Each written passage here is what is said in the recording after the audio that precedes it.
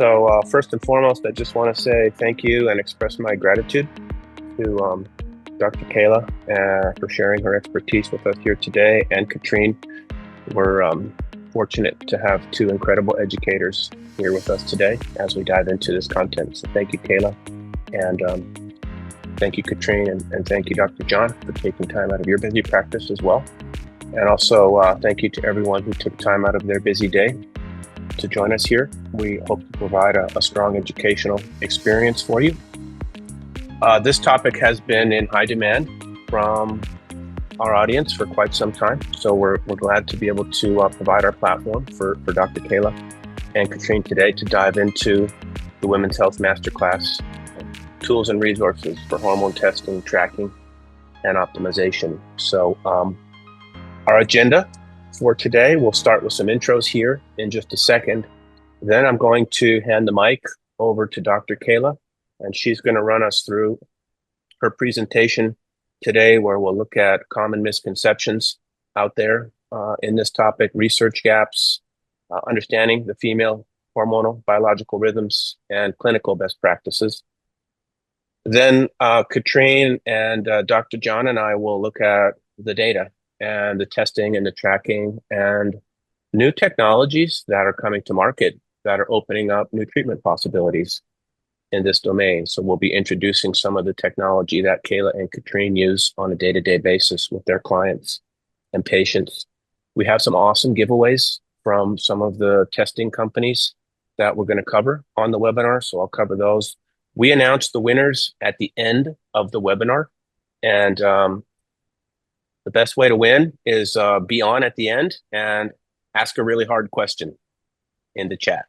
So we've got some team members monitoring the questions. So fire away, and we'll select our webinars at the end. I'll introduce the giveaways here in just a second, and then we'll wrap up with summary and next steps. So quick intro from my side. Dave Korsunski, I'm the founder CEO here at Heads Up.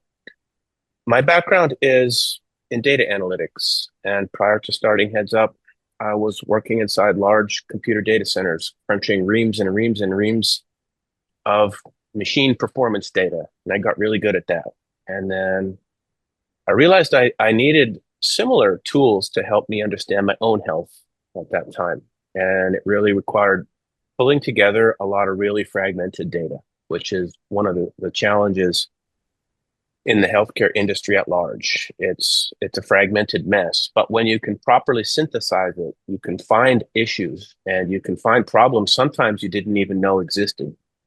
So it's become Heads Up's mission to bring more analytics tools into digital health. I'll turn it over to Dr. John for a quick intro. Yeah, thanks, Dave, and thanks to Dr. Kayla and Katrine for joining us. So I'm John Lemansky. I'm the Chief Medical Officer. As a way of background, I'm board certified in internal medicine. I run my own clinical practice focused on longevity, wellness. I've been a user of Heads Up for quite some time and joined, I don't know, Dave, I'm dating myself, but it's been the early days. 7-8 years. So it's been exciting to see the growth of Heads Up. Really excited for this talk. It'll make me understand my wife a little bit better, hopefully. And I'll turn it back over to you. Thank you, John. And Dr. Kayla, welcome. Thank you. Thank you so much for having me. I'm excited for today's class. And tell us a bit about yourself and your background, Kayla. Sure. I'm a neuropsychophysiologist, and I am the founder of Her Biorhythm, a health education, research, and policy platform for women. And today we're going to talk all about women's health and female-specific neurophysiology, and I'm excited to be able to share this knowledge and wisdom with all of you. Thank you, Kayla. And last but not least, my good friend and your colleague, Katrine. We can't hear you, Katrine. Apparently, I have to There we go. unmute myself. Yes, we got it. Being a good girl, I muted myself first. Yeah. So, hi everybody. My name is Katrine. I am a researcher, nutrition and consultant, and a data analyst. I've been in the wellness field for over 20 years in different capacities, from clinic owner to a formulator of products. I am a user of Heads Up. We do have a integrative concierge practice that is focused on longevity and health, and we do a lot of women's hormones. We use Heads Up extensively in our practice because we have a lot of practitioners that are basically working together from different states and cases. So it has been a wonderful tool to be able to track changes in the client's health, and we're super excited to show you how we are doing it, and hopefully you will learn more and be able to support your clients better. Awesome. Thank you, Katrine. And then moderating in the chat, we have Chuck, who is our expert on all things related to devices and wearables and integrations. A lot of the topics we'll be covering today around Oura and Dexcom and Mira and other ways to monitor. Chuck can answer any questions around integrations, devices, what they measure, how they measure. And then we have Erin Knight, who is our head of sales and strategic partnerships. She'll also be in the chat. She's got all of the devices and testing technology that we'll be covering as well. So you can ping Erin, and they'll be monitoring the chat for questions. Erin will come on at the end, and she'll be picking the winners for our giveaways today. So thank you to Erin and Chuck. Just a bit about Heads Up. As I mentioned earlier, the mission for Heads Up is to help enable better health outcomes by bringing together all of the data. And that actually can be quite challenging when some of it's in PDFs from functional diagnostic labs, and it's scattered across different patient portals. And we now have individuals who are generating massive amounts of data from their own sensors at home, their symptoms to monitor. It's just a lot. So we created a platform to stitch all of that information together and synthesize it so that you can start to see patterns, you can start to see correlations, you can start to make decisions on a daily basis using sensor technology, and then also start to run the clinical diagnostics. But it starts to open up a form of real-time healthcare. With sensor data, we integrate all the diagnostics and we customize it to the type of practice that's being run, whether it's female hormonal health, weight loss clinics, Alzheimer's clinics, professional sports teams. We're all measuring stuff. So how do we make it easy to see all the data on one screen? That's our mission, and it's been my life's work here at Heads Up for the last many years. So a bit about us, and then we've got some awesome giveaways today. We always do this on our webinars. If you're new to the Heads Up webinars, these are just some of the products we love and that we use every day and that are actually quite relevant to today's topic. So these are just things we'll give away at the end. There's no catch. It's just awesome technology that we love and we want to promote. So we've got an Oura Ring that we'll give away. We have a Dutch Complete. We have the new Mira at-home hormone testing device that we're going to give away. A 1-month supply of Dexcom Stello. And we've got a new ketone sponsor, Kinetic, that we're starting to work with as well. So we've got some exogenous ketones. So 5 awesome prizes at the end. Stick around. We're just excited to be able to spread the word on these things because we use them, we believe in them, we integrate them with Heads Up. So the latest and greatest, and all of these, with the exception of Kinetic, will be relevant to what Katrine and Kayla are going to cover here today.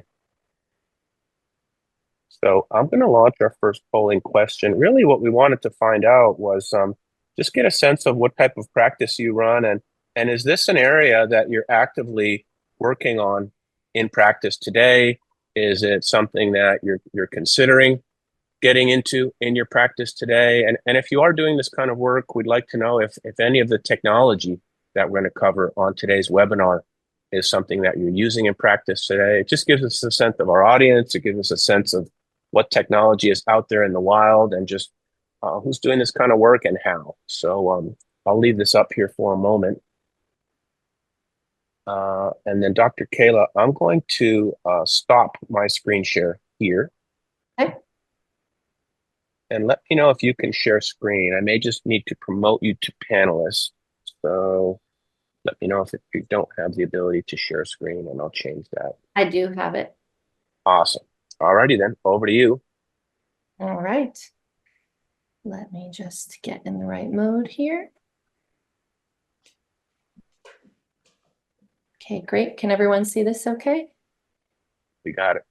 Awesome. I'm just going to move our little faces out of the way so I can see what I'm doing.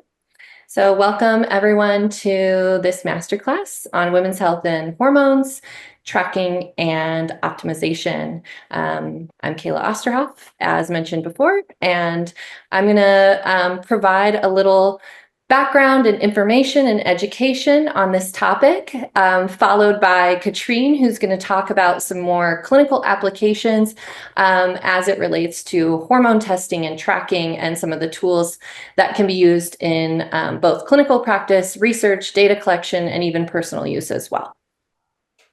So the first, the learning objectives that we're going to talk about today, which you've already seen, I'm not going to go through, but the first topic that I want to present and talk about is the most important, and something that you've probably heard before at some point, and maybe you've heard it from me before, but it's something that we cannot skip over, and we have to put a lot of intention and awareness towards in order to understand the landscape for health that we are all working within, especially as it relates to women. So women actually represent the largest gap in health science research that still exists today. Many of you are aware of the FDA ban that happened back in 1977, where women were banned from all clinical research until 1993. That lasted when the Office of Women's Health at the NIH created a policy that said, actually, it's unethical to not include women in research and we should start including them. However, the problem with this is that since 1993, we have made very, very little progress in closing this gap and including women to the same degree in research as men. And because prior to that, for all those years of our scientific inquiry since the age of information began, we have been collecting data mostly on male subjects when it comes to animal and human subjects as it relates to health. And so we already started off with this major, major imbalance where all of our health biological body data came from male subjects specifically and was informing our medical practices, our policies, our health policies, protocols, and all of these things. Then when we finally started including women in research, which didn't happen in 1993, it was really about 10 years ago when we started to, at a significant rate, include women into research studies. We had already had this major, major imbalance. And even to this day, women are still a major gap and not included at the same level as the male counterparts. Now, there's a couple of really good reasons why this is the case. The first is, and the most obvious, is that women are risky research subjects. So what that means is that there is a concern that women who are actively cycling could become pregnant during a study, and this is not a risk that most researchers or the government funded studies are willing to take. So that is actually the main reason why the FDA ban went into place. But the reality of this, and the reason why even after that ban was removed, that women are still not included in our clinical studies to the degree that they should be, and the reason why before the ban they were not included, is because women are much, much more biologically complex than our male counterparts. And we're going to talk about exactly why that is.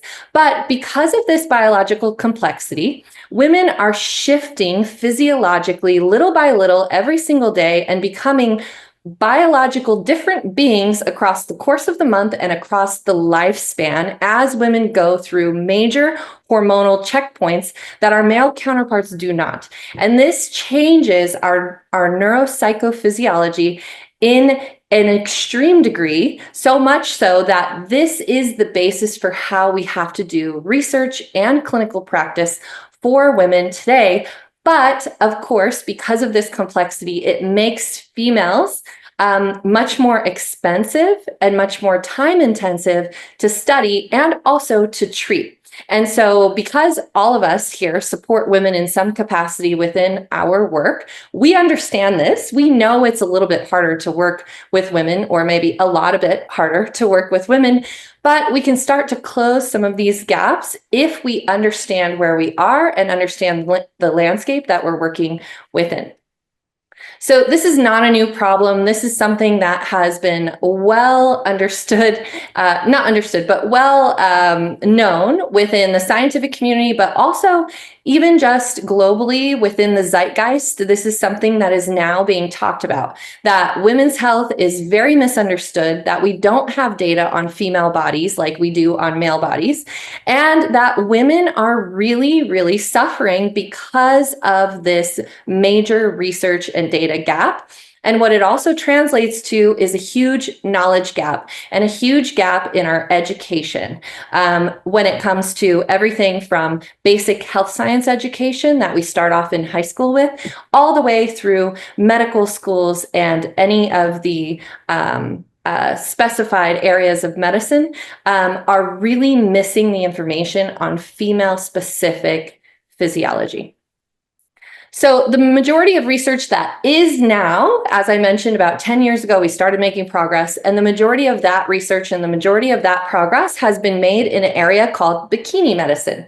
So what that is the parts of a woman that are covered by a bikini, the breasts and the reproductive parts. So when we focus on just these parts, we do women a huge, huge disservice, because the truth and the reality is that all of the parts of the female body, including the brain, the nervous system, the cardiovascular system, the respiratory system, the musculoskeletal system, the immune system, the metabolism, all of these things are very, very different in the female body than they are in the male body. So when we only focus sex differences on these specified areas, breast and ovarian cancer, reproductive and menstrual health, we are missing the bigger picture. This results in very harmful assumptions about women's health that we all have to make because we simply don't have the data and information that we need to do our best work. What happens is that we lump women in with male findings because we simply have to. We have to assume that it's the same in the male and female body when it comes to other parts that are not covered by the bikini. And we ignore key physiological differences, like, for instance, the female brain versus the male brain, which is a totally different organ and has a very different functionality to it. And what we do is we assume that those parts that men and women share, so all of those systems that I mentioned that all humans have, the assumption that we have been forced to make across all sectors, research, data, education, health practice, we have had to make assumption that these parts operate in the same way for all people. But it could not be further from the truth, and we are just now starting to discover this. Unfortunately, because of these assumptions, because of these gaps in our information and in our data, women are paying the price. And these are some of the areas, and not an exhaustive list, but these are some of the major areas where women are really suffering because of the lack of information that we have on female-specific physiology. Autoimmune disease, dementia, Alzheimer's disease, drug and alcohol addiction, depression, anxiety and mood disorders, osteoporosis, and adrenal burnout. These are some of a very long list of health disparities that affect women disproportionately. Here's some women's health stats that are, again, a result of this gap. Women represent 78% of autoimmune diseases in the US, and they are two times as likely as men to experience some kind of mental illness, and that includes depression, anxiety disorders, and mood disorders. But I also want to mention these are just reported cases. It's highly it's likely that it is much higher than this. Women are also 2 times more likely to suffer from severe stress and anxiety, and women experience burnout 200% more often than their male counterparts.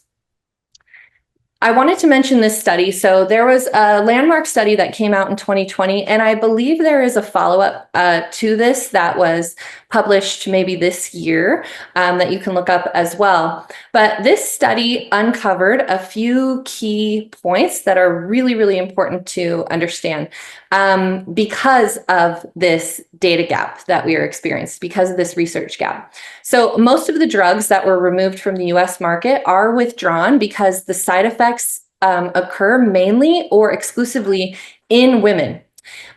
Between 2004 and 2013, women suffered more than 2 million drug-related adverse events compared with 1.3 million for men. And today, women are experiencing those adverse drug reactions 100% more than their male counterparts. This is still a problem that's existing now, and it's gotten even a little bit worse. Currently, fewer than 45% of animal studies on anxiety and depression include any female lab animals at all. And women, as we know, are 2 times more likely to suffer from depression than men. So it raises a big question mark. Why aren't we including female subjects in these studies? Only 12% of Alzheimer's disease research goes to projects that are focused on women, even though women make up 2/3 of all Alzheimer's disease patients. And only 1/3 of participants in cardiovascular disease trials are female. And less than 1/3 of those trials report findings by sex. And we're going to talk about that problem a little bit more in a bit. But as you can see here, these are diseases and areas of health that are affected for women that are not related to that reproductive health, to that bikini medicine focus. And again, these are the big gaps in our understanding and our information. So health equality will never be possible if we don't start to include women in our research and continue to ignore the female biological complexity that we still don't fully understand.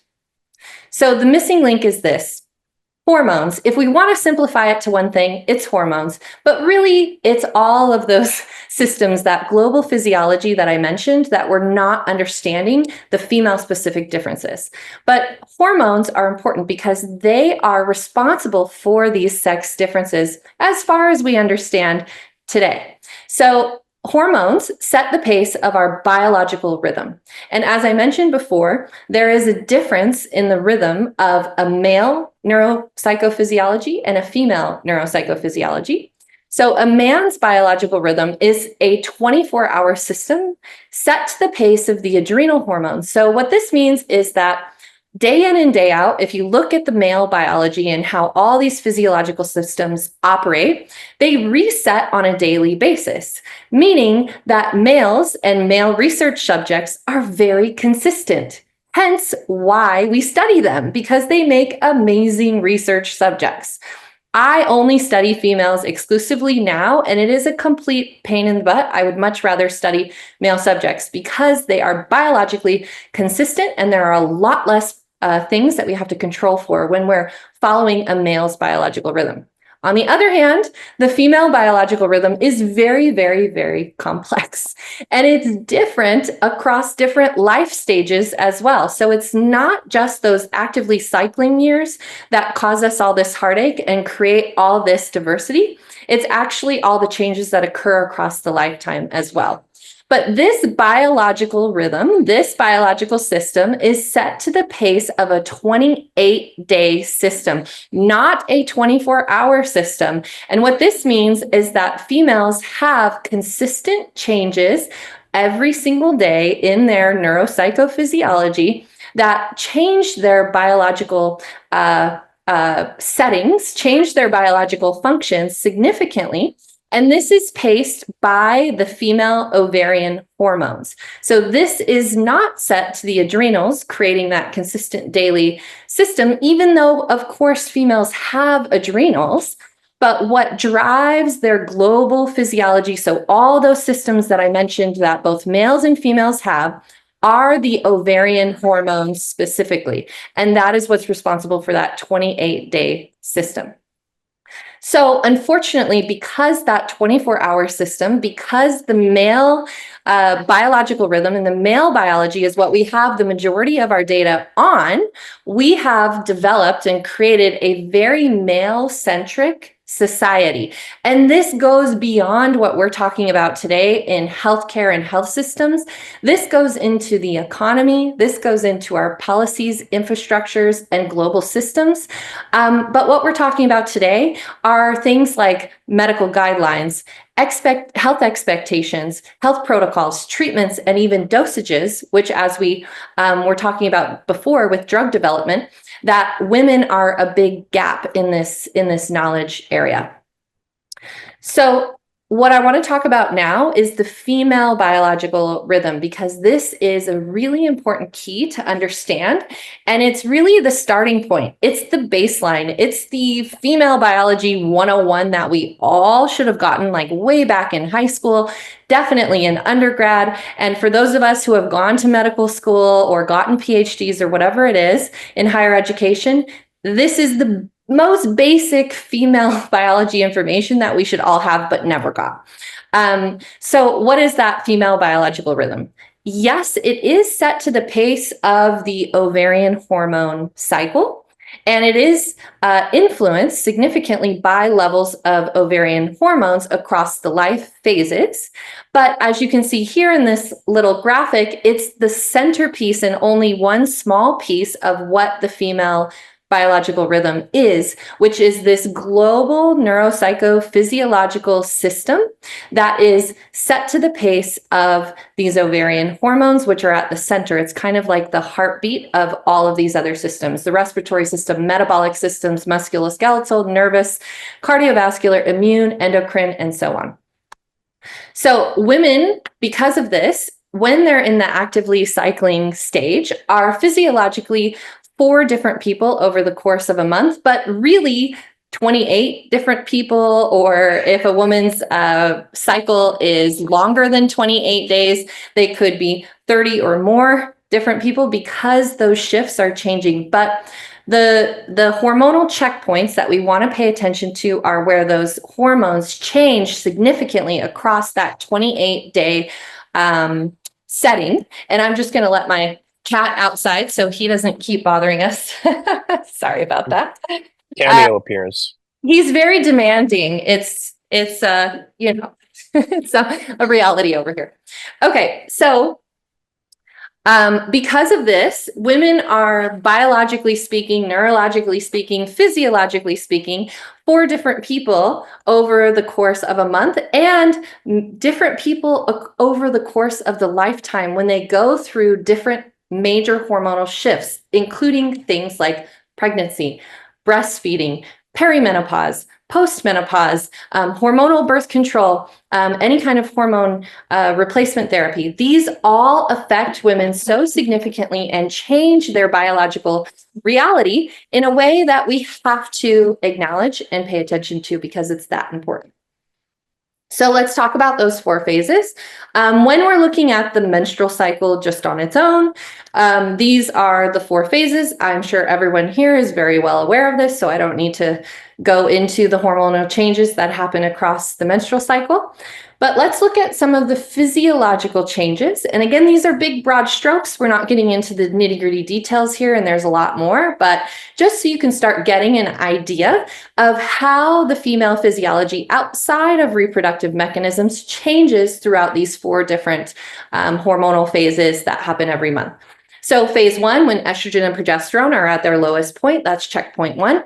That's when there's the lowest metabolic conversion of fuel into energy. So we're talking about the ATP conversion that happens through macros that go through the citric acid cycle and generate ATP, which is fuel for the cells. We all know what that is. That whole system, that whole thing slows down when estrogen and progesterone are low. This also applies to low estrogen and progesterone states throughout a woman's life cycle as well. So in this phase, there's also a slowing of the global neurophysiological processes. It's kind of like a whole total downshift.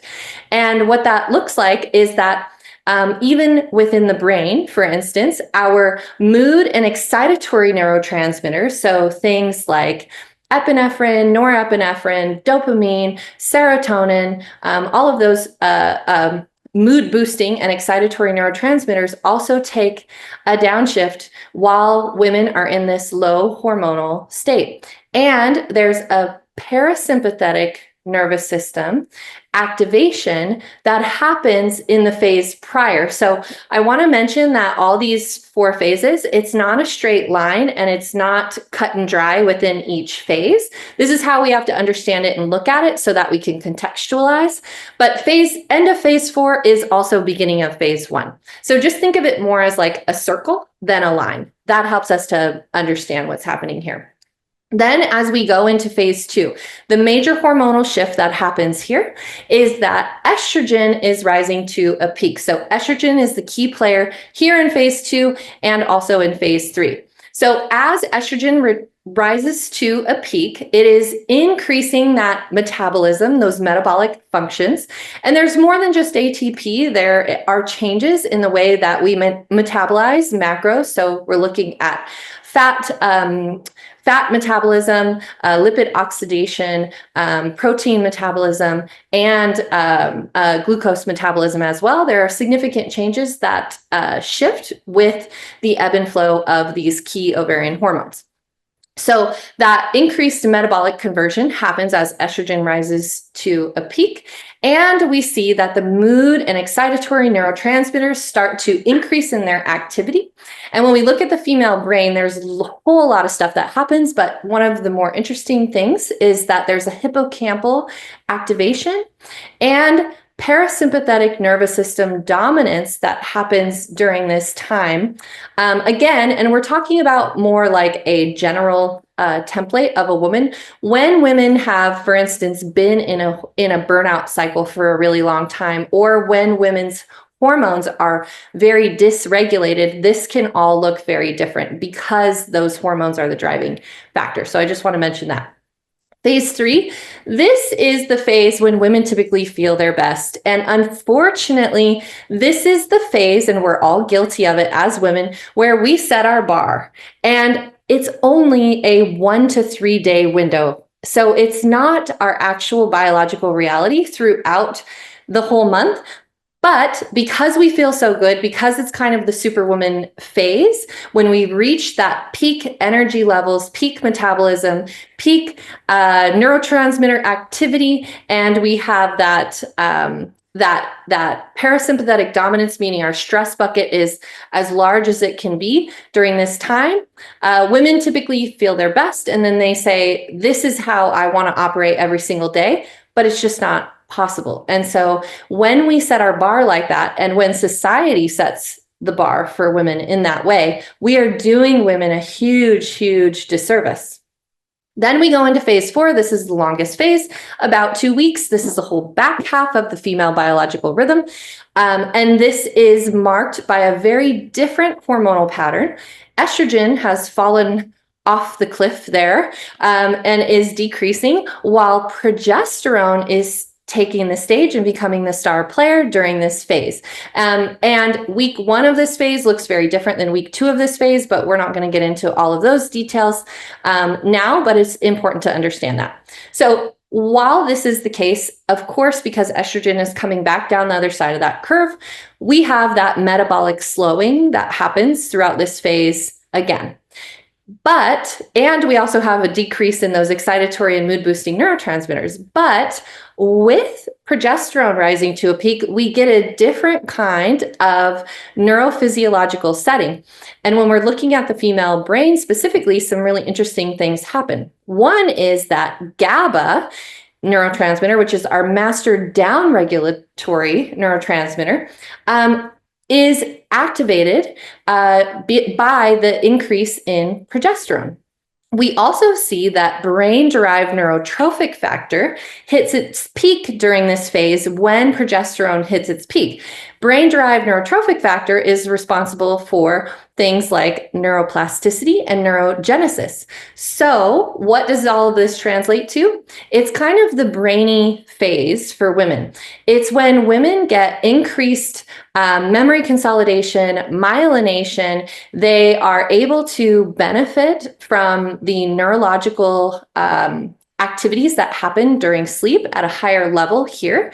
And they have a different cognitive state where learning and adaptation is heightened during this phase. There's also a frontostriatal activation and sympathetic dominance. So this is kind of the caveat here. While we get all these brainy benefits, we're also going into more of a sympathetic dominance of the nervous system. So again, the stress bucket, the amount of stress our systems can handle, starts to decrease and become less and less during this phase until we reach phase 1, again, when we're at that lowest hormonal state and the bucket is at its smallest point at the very end of phase 4, very beginning of phase 1. So if we are not paying attention to that, and if we are not adjusting our health practices and the way that we operate, knowing that we are more sensitive to stress during this time, if we are not prioritizing sleep, which is required to get these neurological benefits during this phase, we can bypass and cause further dysregulation. A lot of times what happens is this shows up first as PMS symptoms, and then later on as full hormonal and hormonal burnout, including the adrenals, but also the sex hormones. So I'm not going to go deep into this because we could spend 5 hours just on this slide. However, I do want to mention that everyone can download these slides. At the end, you can get all of this and everything in the presentation to keep, including all of the references for everything.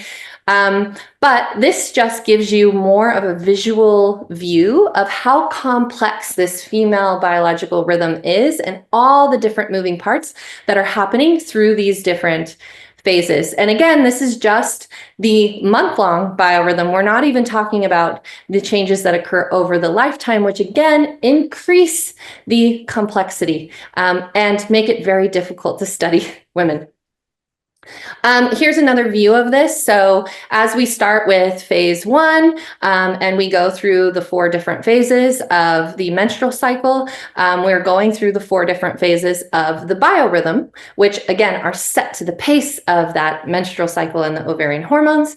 But as we go this way, we're increasing metabolism, energy, mood, parasympathetic dominance, focus, mental focus, and then the ability for deep sleep actually starts to decrease as estrogen rises while progesterone is low.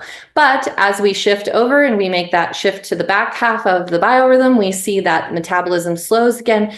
Energy and mood start to subdue, and we get that sympathetic dominance, more of that sensitivity to the nervous system. But we also get increased memory consolidation and a higher ability for deep sleep and all the neurological benefits that happen during deep sleep. I also just want to mention, again, this is high level and broad strokes here. There's a lot more that's going on and a lot more complexity.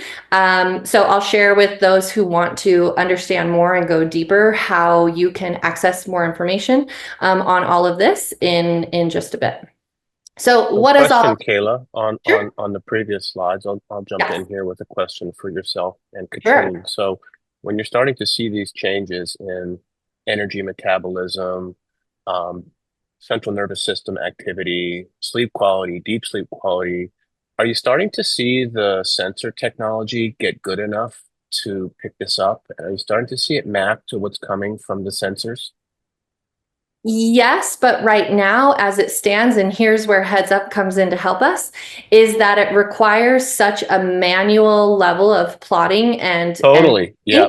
Because hard to it's even find so many sometimes. moving parts, it's really Yes. hard. It's really hard to see it all in one place. So that is my interest in Heads Up, and what I would love to develop with all of you is a way to make this really easy and integrate some of the tools that we're going to talk about. So we're about to get into how we start tracking the biorhythm. What are some of these key metrics that we can look at? And what are some of the ways that these folks can use Heads Up and some of the tools that we're talking about to track the female biorhythm and start to better understand women's neuropsychophysiology and be able to, support them more until our research catches up and we get better data to inform our practice. So again, what does all of this mean? It means that optimal health for women can only be reached if a woman's lifestyle and health choices match the ebb and flow of her female-specific physiology. And as we saw before, there's a lot going on there. So health decisions and behaviors really need to align with the hormonal phases, not just every month, but across the life cycle as well. So this includes physical health, cognitive health, mental health, relational health, and health care practices, which is what we're all involved in. So let's talk about women's health assessment and tracking and biorhythm tracking. So tracking the female biorhythm, it really has to be step one in any female health support, guidance, recommendations. If you're not doing this, you are missing a huge, huge, huge piece and really providing a disservice to the women that you are supporting. It really is necessary for women's health care. It is necessary for women's health research, and it's very necessary for women's health education as well. This creates a baseline and a starting point for your patient's education and treatment. So how do we do it? There's different tools that are available out there. So I'm just going to go through different tools and methodologies. And then at the end, we'll talk about how we can bring it all together in one place at Heads Up and start to make this a lot easier. So there are a myriad of period and fertility tracker apps that are out there. I'm sure all of us have tried several of them. Our clients and patients use all different ones. While I love them for increasing awareness of menstrual cycle health and the menstrual cycle phases, unfortunately, they're pretty low accuracy and run on a 28-day estimation, which there are very few women who have a perfect 28-day cycle. And as we go through the different life phases, of course, this is certainly not the case. They also require a period and self-report in order to work, which a lot of women are not able to do. Many women don't have a period for different reasons. They may be on hormonal birth control. They may be on other forms of HRT. They may be low body weight. They may have metabolic issues, and they may have other conditions, PCOS, endometriosis, and things that may not allow for them to have a period or a regular period. And so these tracker apps don't really work for those women. And there's a lot of those women out there. Most of the patients that we're going to be working with are probably not going to have a perfect regular cycle. So these kind of tracker apps have a very limited application. Basal body temperature is great to determine ovulation only. So this is really accurate and really, really excellent to determine when that phase 3 happens. Again, phase 3 is the shortest of all the phases. It happens kind of in the middle-ish. And if you can track ovulation consistently over several cycles, then you may be able to tell how long a cycle is. So that's also helpful. And there are great tools out there. One is Oura Ring. I have one. I use them within my own practice for myself, with my patients, and with female subjects in research. It's a great tool. I also love their integration with natural cycles, which presents the hormone cycle data in a really great and functional way and provides a lot of extra education. But the issue with this is that it's still low accuracy to track the full biological rhythm, right? We're still stuck on menstrual cycles and fertility. We haven't expanded to the full female biological reality here. So then we get into the gold standard, which would be hormone testing. This is high accuracy, but it's also very high cost and very high effort. So ideally, you would want your patients to be doing blood and urine hormone analysis. When it comes to urine, there's a couple of really great tools, both of which are being given away today, which is amazing. So the Dutch test, which is the dry urine analysis of the female hormones, but also the adrenals. And it gives a really excellent view of how the body is not only what hormone levels are, but how the body is metabolizing those hormones. So we also look at things like hormonal detox, methylation, and things like that. So really, really great comprehensive test. And it's at a decent price point, though it still is expensive if you're doing it on a regular basis. And then we have the Mira tool, which is daily hormone testing to check those ovarian hormone levels. And it all goes into an app that shows you how those hormones are changing throughout the month and can help you to identify not only those 4 hormonal phases and map those physiological differences onto it, which again still requires a manual effort. But it also will help you to understand the quality of your hormones, if you are in fact ovulating, and tell you about how your hormones might be changing from cycle to cycle, and helpful for across life phases, especially going through perimenopause, menopausal change, to understand what is your hormonal landscape. Cervical mucus is another way that you can track the phases of the menstrual cycle, which then apply to the broader biorhythm phases. Unfortunately, this one is hard because it relies on the user to really be self-aware and be paying attention and tracking what the consistency and quality of the cervical mucus is.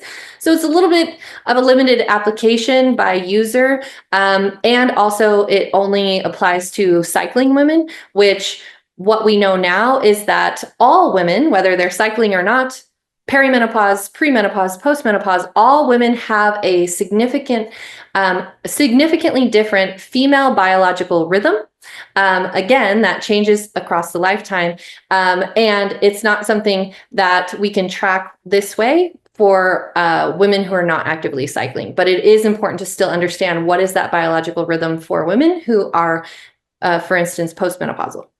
The way that this works is, I'll just quickly go through this. Days 1 through 5, menstruating.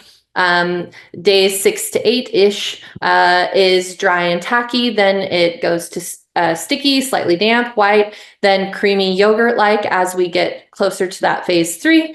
Then as we go into phase 4, that clear, slippery, wet, and then dry as we get closer to phase 1 again. Then there is the most accurate, but also the most effort required, which is manual journal tracking. This is the methodology that I use with all of my students, patients, subjects, and it is the most bio-individual accuracy, most inclusive, and most accessible because it's bringing in all of the data points, not just the menstrual cycle information. And it helps to connect women back with their bodies and pay attention to what those changes that are going on in their body outside of just the reproductive cycle, outside of just the menstrual cycle.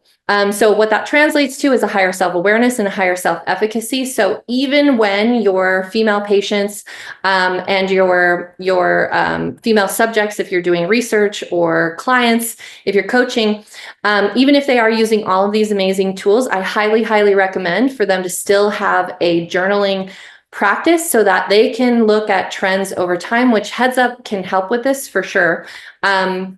So how this can look is if you have a period, you start with the first day of your last period as day 1. If you don't have a period, then you can start with today and start to measure different physiological markers. Here's kind of where things can get complex. Physiological markers that you want to track will vary based on the individual woman, because what are her chief complaints? What are the symptoms that she might be experiencing related to either menopause or PMS or reproduction, things like this. So we want to match physiological markers specifically to that woman and her experience. And as we determine what those are, so for instance, just an easy one is stress level, right? Then we can develop personalized Likert scales. So a 1 to 5 or a 1 to 10 scale that relates to that specific physiological marker. It could be stress, or if we're using the Oura Ring, for instance, it could be HRV, right? Then we want to track those using the Likert scale, the 1 to 5, the 1 to 10, or if we have any of the tools, we can use the scores that come from those tools. And we want to plot those across the cycle. So your vertical axis is your 1 to 5, it's your Likert scale or your score. And your horizontal plot is the days of the cycle or the days of the biorhythm. And as you plot those physically, you can see trends over time. And this is where Heads Up can come in to make this process a lot more easy and user-friendly, even if we could develop something like a little some kind of personalized survey that a woman could take every day and still plot those onto her month-long view. This would be super helpful to, and also integrated to pull in some of the data that could come from the wearables would be really great to see, and something that I would be very interested in. So phase consideration is really important for lab testing, data collection, research, and treatment protocols. We have to control for the female biorhythm. We have to acknowledge it. We have to have this as the starting point and the educational starting point for our female subjects, for our female patients, for our female clients. And if we're not doing that, it's so important that we start to reduce improper treatment and injury, to reduce improper diagnosis, to reduce medical gaslighting, which is something that women experience almost exclusively, to increase the best bio-individual approach for health and healthcare, and meet the biological needs of women appropriately. So we have to, again, come back to this research gap awareness, and we want to pay attention. We don't want to fall into the gap. So I just want to talk about this for a moment, because within the age of information and influencers out there, and biohackers are kind of the most guilty of all of this, especially our male biohackers, will come out with a study, some kind of amazing study that came out and found significant benefits for some kind of health practice. So for instance, cold thermogenesis was one of the ones that was taking the heat lately, because we found out that the results of that are different for different people, and it's not always beneficial. But things like fasting are another thing. So if you want to look at a study and you want to say, hey, look at this amazing result, and this is something that we should consider for your care, it's important that we practice the right discernment when we're looking at research, in order to understand what is the quality of this research as it relates to women and women's health, and how applicable is this not only to women generally, but to this specific woman in this specific life phase and circumstance. So the first question we want to ask, and this is a scale that I've developed called the WERS scale, the Women's Health Research Quality Scale. And is available, more information on this is available at my website, herbiorhythm.com. If you look under my nonprofit organization, Women's Health Science Leaders, there's more information there, and a manuscript forthcoming on all of this. And the tool will be available as well soon, so you can access all of that there. But the first question we want to ask is, first and foremost, did the study actually have female participants? That not only did the study have female participants, but did the female participation match the proportion of disease? Very, very important. Now, and if it's a lab animal study, then we want to also know, were female lab animals used? Oftentimes, no, they're not. So it's something to really pay attention, especially when you're reporting the findings publicly. If so, was hormone data collected? Not only menstrual cycle data, but hormone data collected to identify where women are across their life phases. This is so critical for any research that has female subjects, which they all should, if it's a subject that applies to women. They need to be collecting menstrual cycle data. Right now, most often when we find that the studies are collecting this menstrual cycle data, or at least hormone data generally, they're doing it by self-report, which again is very problematic. And they don't have good ways to integrate this information to analyze all of the subjects individually for their biorhythm, and then line them up in the correct way. Because again, when you're studying female subjects, they're going to be all over the place. They're not going to line up in their phases. They're not going to line up in their monthly phases or their life phases. So it's really important to pay attention to this data and be able to organize it in a way that makes sense. If they did collect the hormone data, how did they collect it? Again, is it self-report? Did they actually do hormone testing? Did they do any kind of ongoing observation?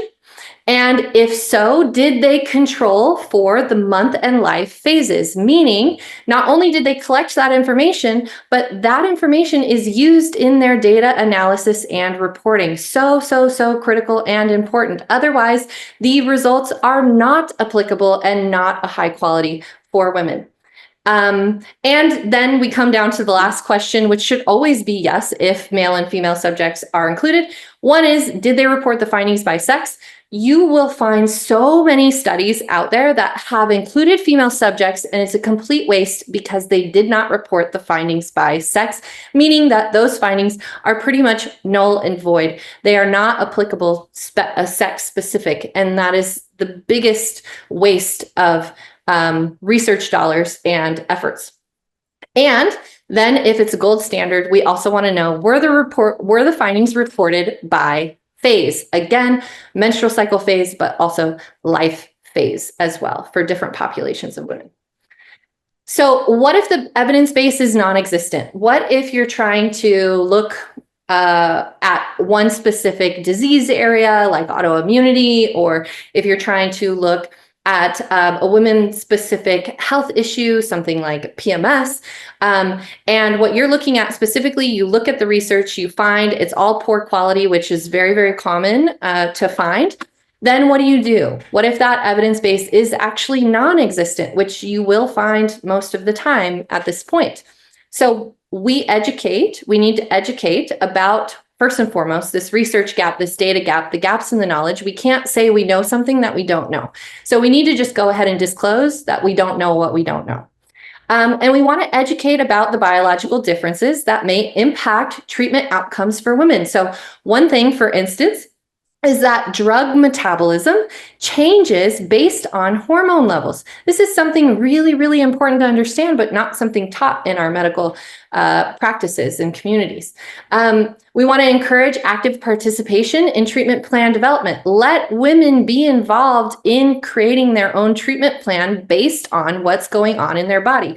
Have them pay attention to the changes, have them do the tracking, have them tell you what their needs are. We have to do it this way and take this more like N=1 approach, this individualized approach for women until we have better population level data. We simply are not there yet. So it's going to have to be more of an individual approach with each woman, and it's going to require, again, a lot of this extra data collection. We want to have patience and first and foremost, flexibility. We need flexibility because women are complex and they're not consistent. And so we need flexibility. We also want to encourage self-awareness through, again, that tracking, that journaling methodology, which is something that I teach. And we want to be willing to learn and take the extra time to adjust and do the investigative effort, which I know many of you are doing. And bravo for you doing that really important work. And clinicians like Katrine out there that are really taking the time to collect the data, do the investigative work, and create a bio-individualized approach for their clients. Again, we want to create a phase-based treatment plan. Here's a million references. Again, you can download these slides. If you want to just take out your phones, you can take a picture of this little code or scan it. Go to my website and you can download the PDF of all of these slides, including all of those references and some of those slides that we didn't get too deep into. You can go a little further there. I also want to mention that all of this, again, we took a high level look and some broad strokes here, but all of this is something that I offer detailed training and education on through a women's neuropsychophysiology certification program for practitioners, including health coaches, medical doctors, OBGYNs, psychologists, psychiatrists, therapists. All folks who support women in their health are invited to join this certification. And we're actually running the next one starting next week. Next Wednesday, we have our first class in student orientation. It's a 12-week program, and it's set up like a conventional, traditional master's program online, where the first 8 weeks are dedicated to learning the content and training, and the last 4 weeks are dedicated to a case study culmination project where you are applying the learnings in real time to a active or to an actual case study and graded upon that. And with completion, you'll receive 34 hours of continuing professional development, as well as the certification in women's neuropsychophysiology. So if you're interested in all of that, you can just leave your contact information to get the slides, and or you can go to herbiorhythm.com. I'll also leave the link in the chat for the certification page specifically, so that anyone who's interested can just go and look at all the information there. And I would love to connect with all of you, and I would be honored to have any of you as my students this semester. So that's the 2025 certification. We're only running it this last time this year, and then the next one will be next year. But I'll leave all of that there. And I know that was like a fire hose of information, but I am very excited to support all of you. I hope we can do a little Q&A at the end, but even if not, feel free to reach out to me as well.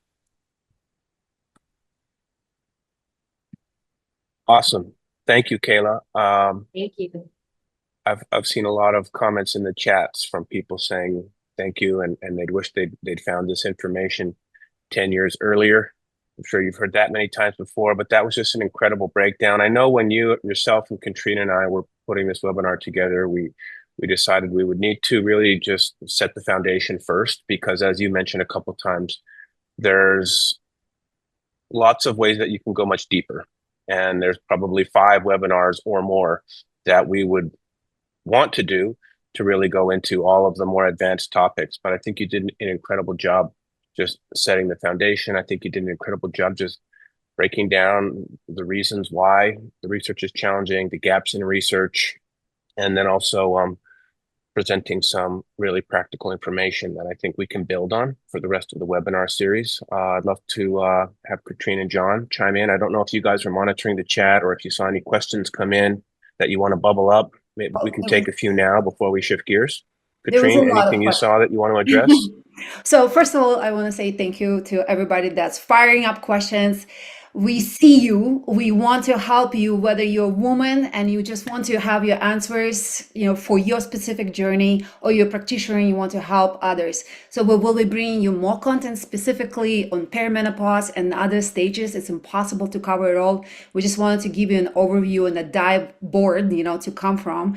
And we will be collectively hoping to create more training on how to use Heads Up, how to optimize your own cycle and help your patients as well. So with that, again, there's lots of fun questions specifically pertaining to specific parts of the cycle. I think it would be better for us to answer them in those types of seminars. Maybe we can record all of them and we'll use them to answer, with slides and trainings in the future. But this segment was just to give you an overview where we're at and why we're so passionate, why Dr. Kayla, why doctors like Carrie Jones, who's having an amazing webinar tomorrow on Mira and perimenopause. And can we announce about Mira, David? Yeah. So we are doing Mira integration, which is fantastic. We love all the tools that we're bringing together. So far, a lot of us have been doing it by hand, looking at the glucose, looking at the cycle, looking at your sleep and Mira separately. So it's going to be a fantastic tool to bring it all together. And we will be bringing more content and more ability to track these things with specific signals and how do you monitor, how do you work with the perimenopause. But currently, we just want to give you just an overview of just a few things you can start with and start using Heads Up now and start monitoring those patients, start integrating some of these questionnaires, and starting to create more awareness within ourselves and within our daughters, our mothers, and everybody that we support. Thank you, Katrine. Kayla, can you stop the screen share on your end? There's just a few more things we want to cover here in the interest of time. Oh, no, I don't want to do that. Trying to stop the share. No. I think I might be able to do I think you might have to pull it from here. I can't get it to stop. Okay, let me try that. Okay. Okay, did that work? Yes, I think so. Okay, great. So we wanted to just go a little deeper into, again, a lot of the diagnostics and the data interpretation. As Kayla mentioned, it's very hard to monitor all of this stuff. It's hard to keep track of it on a day-to-day basis. It gets very specialized. So this will be, again, a high-level introduction on some of the data collection strategies, but it's an area that we'd like to go deeper into in subsequent webinars. But starting just with like some of the conventional blood work, Katrine, you and I worked on this slide yesterday. Maybe you can just speak to the typical place you start with conventional blood work, what tests you're looking at, when, and just where do you start with traditional conventional blood work as a foundation? And, let's say this is not really conventional blood work. This is more of a functional blood work. In the Sure. conventional doctor, if you'll go, you'll get just a handful of markers. So we do encourage patient advocacy. You do need to speak up for yourself. And as a practitioner, you need to realize there is more to us than FSH and LH. There is more than just estradiol and progesterone. We do need to look at much broader set of data. We do love to test women specifically to their cycle. This is for cycling women. We're not talking menopause. That could be done at any time. So we love to evaluate day 3, LH and FSH. We always look at CBC just to see what's going on with the woman, just a very quick look. Maybe something else was going off, so we need to kind of correlate that. On day 19 to 21, we want a broader stroke of testing. Estradiol, progesterone, of course, testosterone, free total, and SHBG, super important to see if you're binding a DHEA. Pregnenolone, full thyroid panel. Again, we do encourage to look at all the thyroid markers, not just TSH. There is more to, again, connections between the thyroid axis and hormones than just the TSH. We want to see T3, T4, we want to see antibodies, we want to see the full spectrum, right? Iron is extremely important for women, as we know, and a lot of times is not ordered, especially with ferritin. We need to see that as well as just regular CBC, CMP, lipids. What's not on this slide, and we always order, is obviously glucose. We order A1C. We order T3 because it's a pro-hormone as well, and sometimes very specific to the patient markers. And of course, cortisol, which is an important measure. So to also understand why we order other things, I always say blood work is like a picture of what's in your blood, what's in the river, not what's in the cells. So to make understand our clients why we ordered Dutch, I always say is like, hey, we took a picture, there was a bear in my yard at 8:05, at 8:20 it wasn't there, right? So we want to see what else is happening. That's why we look at other parameters as well. So we love Dutch testing, and of course there's other tests on the market. This is just something that we've gotten really familiar with.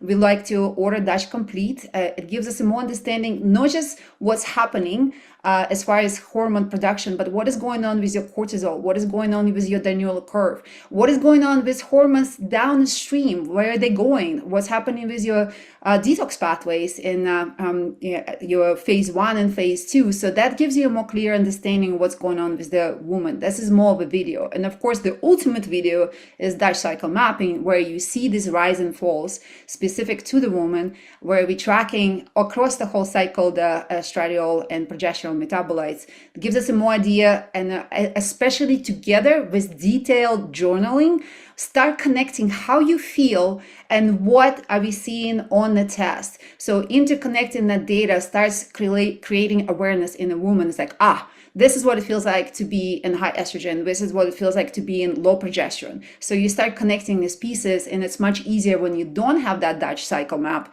to understand what's actually maybe happening for yourself or for your patients. So Mira is a newcomer, as somebody, like a few people who are not familiar with it. We're really loving the accuracy of this urine hormone monitoring tool. It tends to be really correlating with the hormones that we see on the blood work. We've done multiple samples now with tracking Dutch cycle mapping with this one, and we did it by hand. That's why I asked David, please make an integration so our life is much easier integrating all of these pieces of information together. So you don't have to get the Clarity Kit. This one has 4 markers: estrogen, LHA, FSH, and progesterone, again mapped across the cycle. And it's a little urinary stick that you also insert in the test kit. It takes about 15-20 minutes to get the data, but you do have a really nice app that comes with it that's going to be integratable trends into a heads up where you can really start understanding how these things are all playing together? Yeah, this one, we should be releasing it within the next week or so. And then we'll be working with Dr. Kayla and Katrine just to figure out really how we can remove some of the complexity and just the work of trying to track it all manually. So this integration is on our beta system now. Katrine's going to be testing it for us this week, and then we should be able to release it into production next week. And that will just add another dimension of data that starts to open up new treatment paradigms when we can get more frequent samples, for example, between the conventional blood work. So this one's almost ready. We should be able to release it next week. This one we've had for a while now, but what are you looking for, Katrine and Kayla, in the Oura data? Well, definitely be looking at the stress levels, heart rate variability, your heart rate. It's a lot of the data that's very useful to us as women, especially in that luteal phase, to seeing how our stress levels correlate also with the next marker, which is with the glucose and the cycle. So we're looking at the temperature deviation as well. We're looking for that drop in the temperature and the spike for ovulation. Sometimes when women don't have access, they don't know where the ovulation is happening and they need to time their Dutch test, for example. This is a very useful way to figure out, okay, I ovulated. That means I can test my, Dutch or blood work in, 4 to 5 days after that. So it's a really neat feature. And of course, it is connected to natural cycles, which is a really great way to, again, track things across the cycle and seeing the trends. And Kayla, do you have any pieces on the ring that you really like to mention?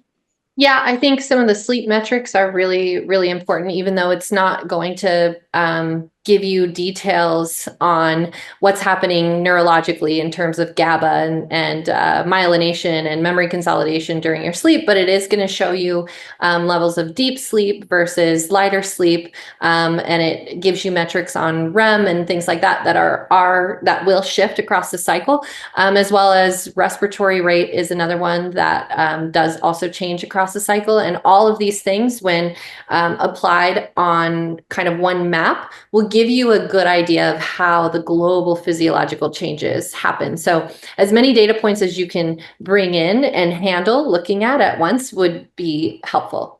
And there was a question in the chat about Whoop. Whoop unfortunately doesn't integrate with Heads Up. You can figure out how to leverage that data. We have done that with clients. So absolutely, if you have that, unfortunately, you just can't bring this into this spectrum. You're going to have to map it separately, but you could still use Heads Up for all the other variables and just interlay that data together. So glucose monitors, we love glucose monitors, right, Kayla? That's like one of our top things, women and blood sugar. Man, if I had a penny for every time I hear this, it's how much variation this happens. And if you just get a woman to eat properly and manage her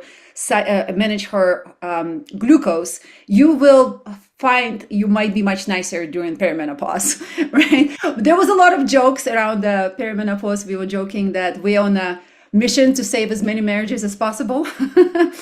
So because there is something to be said with like how direct you can be and how unstable sometimes we feel when our glucose is all over the place, especially during perimenopause. So teaching women about glucose regulation in relation to their hormones, I think, is one of the key things that we can do.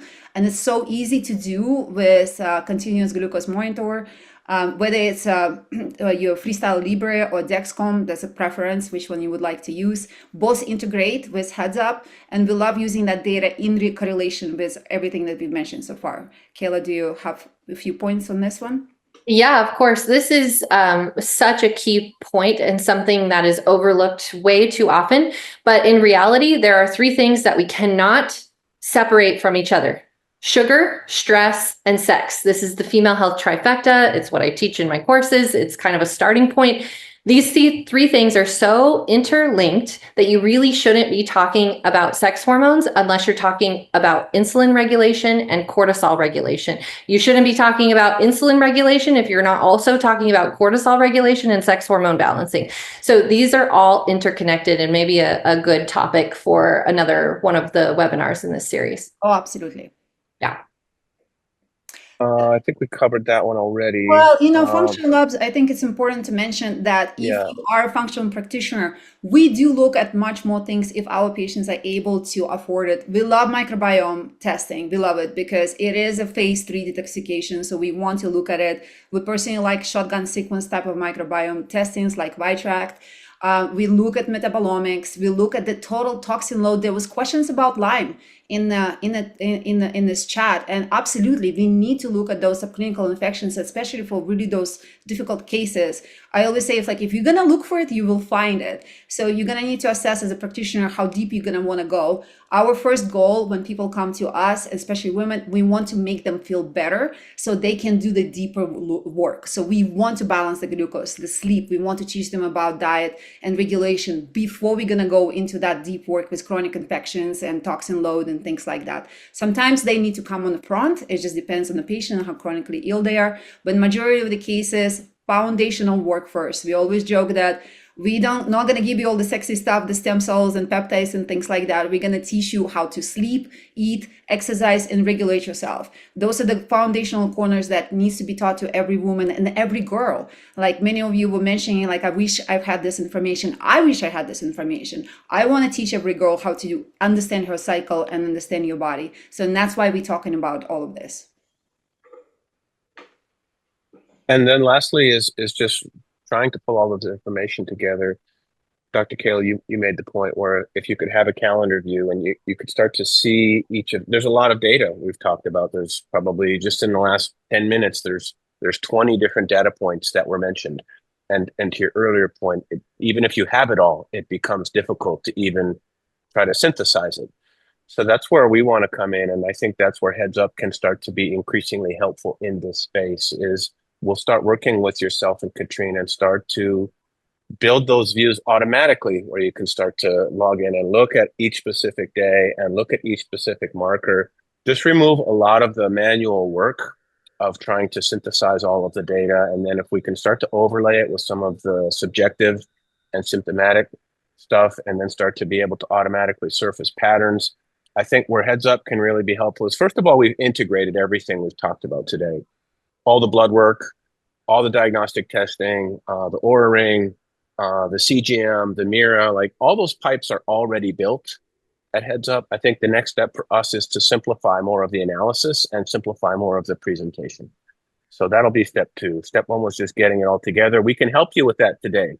And Katrine, that's how she uses our system. We're already able to pull blood work out of PDF files and bring in data from different sensors. So I'd say we're getting closer to that end goal of making it easier to synthesize, and we've still got some more work to do for some of the topics here today to make that easier and more intuitive, both for the individual and then also for practitioners who can come in and provide that next level of interpretation and analysis. So that's where we'll be focused over the next several months here is improving our feature set around this. David, of course, in the Heads Up, we can also add that symptom tracking, and there is a journal feature as well. So it's important to be able to have a platform where you can have it all together in one place. As a practitioner or as an end user, it's really nice ability to have all of those pieces, be able to see them. So if you're a practitioner and this was interesting to you and you want to get on a discovery call with us, please do so. You can scan the code here. If you take the call with us, Mira is offered to also provide a hormone monitoring kit. We can get on a discovery call, learn about your practice, show you what we do, see how we can be helpful. So we're happy to provide more education, and we're also offering the sample from Mira as part of that. So you can schedule by scanning there. We can also put the link in the chat. Again, big shout out to Katrine and to Kayla. This was hopefully the first in a series of webinars where we can start to unpack more of the details in subsequent events. So thank you everyone for joining. We will get the slides cleaned up. We'll get Kayla's information to her website, to her courses. We'll get the Q&A cleaned up, and we'll get an email out to everyone who joined today with all of the information that was covered. So thank you everyone, and have a wonderful day. Thank you all. Signing off. So Heads Up is a data platform that connects an individual patient and a practitioner provider, and it creates a common space where healthcare can be accurately tracked, measured, and optimized. So how do we do that? Let's take a walk through the system. So the first step is getting users in the system through the Manage Users function. You can import CSV files, and if you have an existing practice management or electronic health record system, we can actually integrate into your existing systems and create what's called a single sign-on connection. And the first thing we do for each client is we give them the concept of their own personal health dashboard. And the dashboard is going to contain the metrics that you need them to pay attention to as part of the journey. So the first thing we do is we allow the ability to capture data from clients remotely. And the way we do this is we connect to the latest cutting-edge sensors and wearables on the market. And what these are doing is they're passively collecting data in real time, sending it into the system so that we can use that for day-to-day, what I like to call micro calibrations. These are the lifestyle changes we can make. So you can see here, we integrate all of the top FDA-approved medical devices, and we will customize these dashboards based on your exact programs and protocols. So the next section we want to review is lab results, and Heads Up is able to take in diagnostic lab data from any source. You can see that we pull in traditional blood work here. We can also pull in data from DEXA scans, in-body scans, urine and microbiome, heavy metals, stool, and we can start to see and track these lab results over time. The next thing we want to look at is what we call progress reports. And progress reports, that's what's going to let us look at an individual's health over the last month, over the last quarter. You can see here, it looks like this day we hit 208. So that's a day I'm going to want to double click into.